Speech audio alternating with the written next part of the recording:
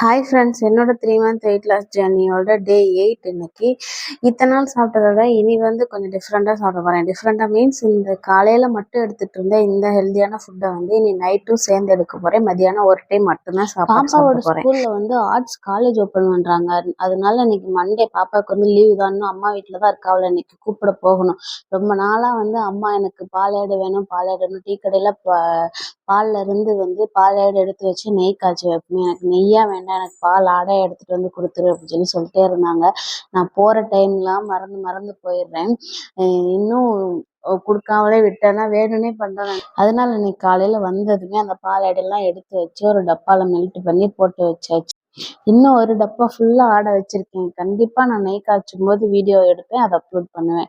So மதியானம் வீட்டுக்கு வந்தாச்சு. ஒரு கொய்யாப்பழமும் ரம்முட்டான் இருந்தது, அதையும் சாப்பிட்டு மதியானத்துக்கு தயிர் சாதமும் பச்சை பயிரும் தான் சாப்பிட்டேன். இப்போ வெயில்றதுனால இப்போல்லாம் அடிக்கடி தயிர் சாதம் தான்.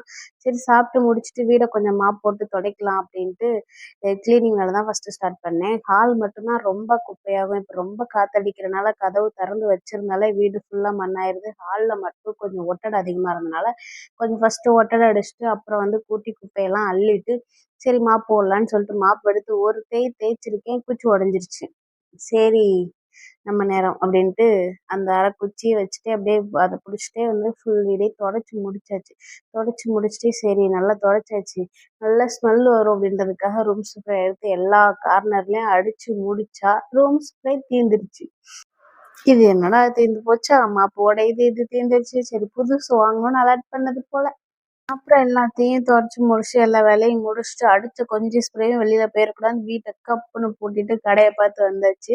வந்ததும் மறக்காம அந்த பாலையோட எடுத்து வச்சுட்டு அம்மா வீட்டுக்கு போயாச்சு. அம்மா வீட்டுக்கு போனது பாப்பாவுக்கு வேற 2 நாளா காய்ச்சல்னு சொன்னாங்க. ரொம்ப டல்லா இருந்தா. அம்மா பணியாரம் சுட்டு வச்சிருந்தாங்க, அதையெல்லாம் சாப்பிட்டுட்டு நம்ம இப்ப இங்க இருக்கிறது வாடகை வீடுன்றனால எல்லாமே எடுத்துட்டா வரல. பாப்பா விளையாடுறது வண்டி, சைக்கிள், இந்த குதிரை வண்டின்னு எல்லாமே அம்மா வீட்டுலதான் இருக்குது. அம்மா வீட்டு மாடியில தான் இருந்தது. சரி, இதை எடுத்துட்டு போகணும்னு எடுத்திருக்கேன். சண்டே ஆரம்பிச்சுட்டாங்க. இது அங்க கொண்டு போனா அப்படின்னு ஃபிளாஷ்பேக் போயிட்டு வந்துச்சு. சரி வேண்டான்ட்டு இது அங்கேயே போட்டு வந்தாச்சு. அப்புறம் கிளம்பி வர்ற வழியிலே கடைக்கு கொஞ்சோண்டு திங்ஸ் வாங்க வேண்டிய வேலை இருந்துச்சு. அதையும் வாங்கிட்டு வீட்டுக்கு பாப்பா 2 நாள் அம்மா வீட்டிலே இருந்தனால பெண்டிங் ஹோம்ஒர்க்கையும் உட்காந்து பண்ண வச்சாச்சு. நான் அம்மா வீட்டிலேருந்து வரும்போதே தோசை மாவு எடுத்துட்டு வந்திருந்தேன். மாம்பழம், தேங்காய் அந்த மாதிரி வரும்போதே எல்லாமே எடுத்துட்டு வந்திருந்தேன். ஸோ அதே மாவு வச்சு நைட்டு தோசையை ஊற்றி சிவாக்கு கொடுத்துட்டு நான் காலையில என்ன சாப்பிட்டனோ அதே ஃபுட்டை ப்ரிப்பேர் பண்ணி சாப்பிட்டுட்டு தூங்கியாச்சு. அவ்வளோதான்.